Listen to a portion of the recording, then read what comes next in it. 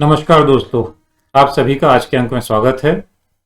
आज के आर्टिकल में हम सुरक्षा परिषद के बारे में चर्चा करेंगे। सुरक्षा परिषद का विस्तार कितना आवश्यक है, उस विस्तार में भारत के सम्मिलित होने की क्या संभावना है, भारत के साथ और कौन से देश हैं जो सुरक्षा विस्तार में सम्मिलित हो सकते हैं परिषद के, और आखिर उस विस्तार की प्रक्रिया क्या है। तो आइए अब हम आर्टिकल पर चलते हैं। दोस्तों, इस आर्टिकल का शीर्षक है permanent membership of UNSC is another story. मतलब यूनाइटेड नेशन सिक्योरिटी काउंसिल की स्थायी सदस्यता की कहानी एकदम अलग है, उसका बाकी कहानियों से कोई तुलना नहीं है और न ही वो बाकी संस्थाओं के मेंबरशिप जैसी है। ये एकदम ही अलग चीज़ है। इस आर्टिकल के जो लेखक हैं वो चिन्मय आर गारे खान है। गारे खान, पता नहीं मैं सही पढ़ रहा हूँ या नहीं। ये संयुक्त राष्ट्र संघ में भारत के परमानेंट रिप्रेजेंटेटिव रह चुके हैं, तो आप समझ सकते हैं कि ये इस विषय के एकदम ऑथराइज्ड ज्ञाता विद्वान व्यक्ति हैं जिन्होंने ये आर्टिकल लिखा है। इसकी शुरुआत हमारे जो विदेश मंत्री हैं एस जयशंकर हैं, उन्होंने जो प्रस्ताव दिया है वहाँ से हुई है कि यूनाइटेड नेशन सिक्योरिटी काउंसिल जो है, सुरक्षा परिषद है स्थायी, उसके विस्तार की जो बातें हैं वो अभी तक मौखिक हैं। मौखिक रूप से हम समर्थन देते हैं, लेते हैं, लिखित में समर्थन दे दिया, लेकिन अभी तक उसके टेक्स्ट बेस्ड नेगोशिएशंस शुरू नहीं हुए हैं। तो श्री जयशंकर ने ये प्रस्तावित किया है कि सुरक्षा परिषद के विस्तार के लिए टेक्स्ट बेस्ड नेगोशिएशन शुरू हों, जो वास्तविक नेगोशिएशन होता है। वास्तविक भावताओं टेक्स्ट बेस्ड ही होता है, लिख के चीज़ें समझाई जाती हैं, लिख के चीज़ें करी जाती हैं, एक एक शब्द पर बहस होती है। तो चीज़ें मौखिक से लिखित रूप में आए, ये हमारे विदेश मंत्री चाहते हैं। दोस्तों, ये जो सुरक्षा परिषद है ये विश्व का सबसे एक्सक्लूसिव और सबसे शक्तिशाली क्लब है। इसमें 5 देश हैं: चीन, France, Russian federation, United kingdom और यूनाइटेड स्टेट्स। और ये अकेला ऐसा क्लब है जो इतना पुराना क्लब होके भी विस्तरित नहीं हुआ है, जिसमें और लोगों का समामेलन नहीं हुआ है। एक न्यूक्लियर वेपन क्लब भी था जिसमें भी केवल 5 मेंबर थे, वही 5 जो स्थायी सदस्य थे, लेकिन ये केवल 25 साल पहले तक ऐसा रह पाया। 25 साल पहले इसमें धीरे धीरे करके Bharat, Pakistan, North Korea, Israel, इन सबको प्रवेश एक एक करके मिलता गया। तो ये क्लब भी एक्सक्लूसिव नहीं रह गया, लेकिन यूएनएससी जो है वो अभी भी एक्सक्लूसिव क्लब है, उसमें केवल 5 ही मेंबर हैं। और दोस्तों, ये जो 5 मेंबर हैं ये भले ही अलग अलग समय पर अलग अलग बातें करते रहें, लेकिन वास्तव में इनमें से कोई देश नहीं चाहता कि यूएनएससी को वीटो पावर के साथ बढ़ा दिया जाए और देशों को वीटो पावर के साथ सम्मिलित कर लिया जाए। अगर हम इतिहास में जाएं तो जब शुरुआती दौर था 1944-45 का, जब जीत तय हो गई थी मित्र राष्ट्रों की द्वितीय विश्व युद्ध में और संयुक्त राष्ट्र संघ को बनाने की बातें चल रही थी, तो ये चर्चा कहाँ हो रही थी? डम्बर्टन, वॉशिंगटन डीसी में, और लगभग 50 देश इस चर्चा में सम्मिलित थे। तो राइट टू वीटो पर बहुत बहस हुई थी, लेकिन जो ब्रिटिश रिप्रेजेंटेटिव था उसने बहुत साफ कर दिया कि या तो यूनाइटेड नेशंस बनेगा, वो वीटो पावर के साथ बनेगा, या कोई यूनाइटेड नेशंस ही नहीं बनेगा। तब भारत के प्रतिनिधि ने कहा था कि कोई यूनाइटेड नेशन ना बने, इससे अच्छा है कि कम से कम एक इम्परफेक्ट यूनाइटेड नेशंस तो बन जाए। इस तरह से यूनाइटेड नेशंस और सुरक्षा परिषद अस्तित्व में आए। दोस्तों, ये वीटो पावर को लेकर विवाद बार बार खासतौर से तब उठता है जब पश्चिमी देश किसी रिजोल्यूशन को पास कराना चाहते हैं और रशिया या चाइना उसको वीटो कर देते हैं। खासतौर से रूस ने वीटो का बहुत इस्तेमाल किया है, पहले सोवियत संघ के रूप में और अभी रशियन फेडरेशन के रूप में। जितने वीटो हुए हैं उसके लगभग आधे, मतलब कम से कम 120 वीटो अकेले रूस द्वारा किए गए हैं। इसलिए वेस्टर्न मेंबर्स जो हैं वो थोड़े फ्रस्ट्रेटेड रहते हैं कि हम कोई भी प्रस्ताव लाते हैं और रूस उन्हें वीटो कर देता है। लेकिन ऐसा नहीं है कि पश्चिमी देशों ने कभी वीटो किया ही नहीं। बहुत सारे ऐसे महत्वपूर्ण मानवाधिकार के मुद्दे जो पास हो जाने चाहिए थे, उनको पश्चिमी देशों ने बार बार वीटो किया है। जैसे फिलिस्तीन का मुद्दा जब भी चर्चा में आता है तो अमेरिका वीटो कर देता है, वो इजराइल का पक्ष ले लेता है। और ये तो ठीक है, एक विवादित पृष्ठभूमि है, दोनों के अपने अपने पक्ष हैं। जो साउथ अफ्रीका में अपार्थाइड रिजीम थी, रंगभेदी सरकार थी गोरों की, उसके पक्ष में भी पश्चिमी देशों ने वीटो किया है। तो ऐसा नहीं है कि पश्चिमी देशों का वीटो का अपना इतिहास नहीं है, उन्होंने वीटो का अपना दुरुपयोग किया है। और जहाँ तक रूस के वीटो की बात है, तो रूस ने तो अपने वीटो का प्रयोग बहुत बार भारत को बचाने के लिए ही किया है। कश्मीर मुद्दे पे उसने पता नहीं कितने रिजोल्यूशंस को वीटो किया है। और इसके बाद 1971 में जब तो पश्चिमी देश एक से एक बेकार बुरे रिजोल्यूशन आए थे जो भारत के लिए अच्छे नहीं होते, लेकिन वो केवल रूस के वीटो के कारण पास नहीं हो पाए।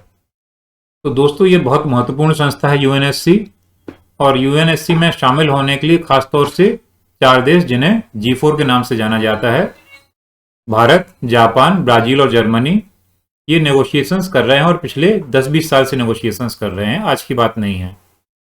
इसके अलावा जो अफ्रीका, लैटिन अमेरिका और कैरेबियन देश हैं, ये कहते हैं कि इनका तो कोई प्रतिनिधित्व ही नहीं है परमानेंट देशों में। और अफ्रीका का जो क्लेम है कि उसको कम से कम 2 सीट परमानेंट होनी चाहिए, उसको लगभग यूनानिमस सपोर्ट है। सब मानते हैं कि अफ्रीका से कम 2 देश सुरक्षा परिषद में शामिल होना चाहिए, क्योंकि इतना बड़ा महाद्वीप है और उसका कोई प्रतिनिधित्व नहीं है। लेकिन दोस्तों जो G4 देश हैं उसमें भारत का विरोध पाकिस्तान करता है, चीन भी करता है। जापान को चीन किसी कीमत पर शामिल नहीं होने देना चाहता। ब्राजील का विरोध लैटिन अमेरिका, उसके दक्षिण अमेरिकी देश ही करते हैं। जर्मनी के मामले में इटली लगातार विरोध करता है कि अगर जर्मनी शामिल हो रहा है, जापान भी शामिल हो रहा है, तो जो एक्सेस राष्ट्र थे द्वितीय विश्व युद्ध के, जिनने मित्र राष्ट्रों के विरुद्ध युद्ध लड़ा था, उनमें से 2 देश तो शामिल हो ही गए, इटली को भी शामिल हो जाना चाहिए।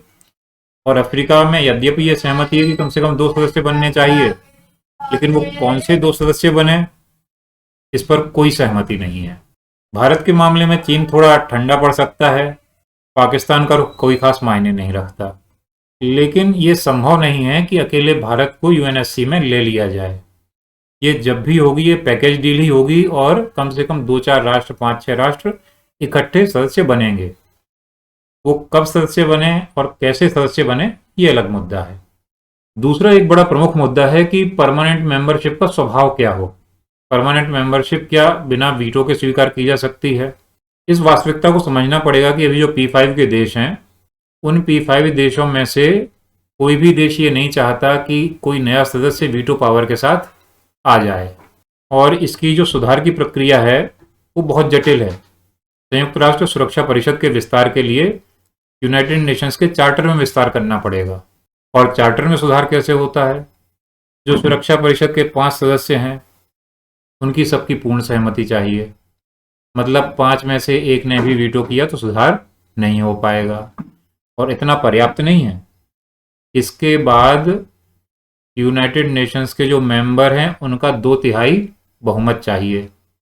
जब ये 2 कंडीशंस पूरी होंगी उसके बाद चार्टर में संशोधन किया जा सकता है। और ये प्रक्रिया इतनी जटिल है कि 1960 के एक संशोधन को छोड़ के आज तक और कोई संशोधन नहीं हुआ।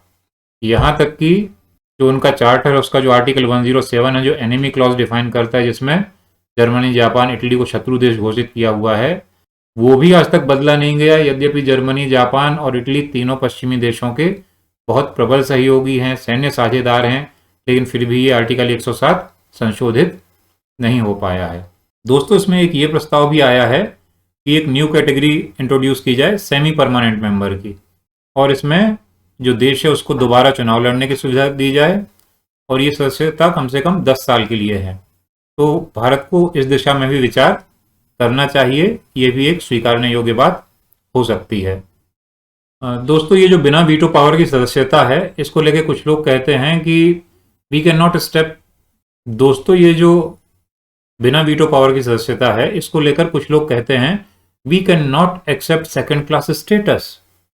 लेकिन भाई ये सेकंड क्लास स्टेटस की बात नहीं है। पहली बात तो ये समझने की है कि कोई आपको सुरक्षा परिषद की सदस्यता तश्तरी में रख के नहीं परोस रहा है। दूसरा, जो स्थायी सदस्य हैं जिनके पास आज वीटो पावर है, वो कभी भी वीटो पावर के साथ सदस्यों को स्वीकार करेंगे ही नहीं। इसलिए उस सदस्यता को विचार से ही निकाल देना चाहिए। वो सदस्यता भारत को या किसी और देश को मिलने की संभावना लगभग शून्य है। जब तक कि फिर से एक बड़ा युद्ध ना हो जाए और फिर से एक नया संगठन ना बने, तब तक ऐसी कोई संभावना है नहीं। और ऐसा कोई युद्ध भगवान ना चाहे कभी हो, और होना भी नहीं चाहिए, उससे पूरी दुनिया तबाह हो जाएगी। अगर किसी चमत्कार से परमानेंट मेंबरशिप ऑफर होती है बिना वीटो के भी, तो मेरा साफ मानना है और लेखक का भी मानना है, और बड़े विद्वान लेखक हैं, उनकी बात मायने रखती है कि वीटो पावर के बिना भी परमानेंट मेंबरशिप भारत को तुरंत स्वीकार कर लेनी चाहिए, क्योंकि बिना वीटो पावर के भी परमानेंट मेंबरशिप भारत के हितों के लिए बहुत लाभदायक होगी। और ये भ्रम आज की दुनिया में किसी को नहीं है कि कोई बहुत नीतिगत और नैतिक चीज़ों के लिए देश परमानेंट मेंबरशिप चाहते हैं। हर देश अपने देश के हित की रक्षा के लिए मेंबरशिप चाहता है, और हमें भी अपने देश के हितों की रक्षा के लिए मेंबरशिप चाहिए है, चाहे वो वीटो पावर के साथ मिले या वीटो पावर के बिना मिले। दोस्तों, ये था हमारा आज का आर्टिकल जिसमें हमने बहुत सारी चीज़ों पर चर्चा की। अब आइए आज के प्रश्न पर आते हैं। आज का प्रश्न है, reform in UNSC, what are the various challenges, explain in the context of Indian candidature. आज गूगल ने गजब कर दिया है, मुझे अपना ट्रांसलेशन करने की ज़रूरत नहीं पड़ी, गूगल ने बहुत सही ट्रांसलेशन दिया है।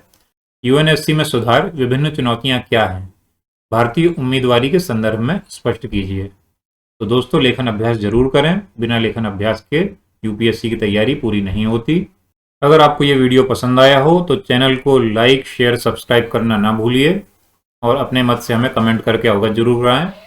थैंक यू, धन्यवाद।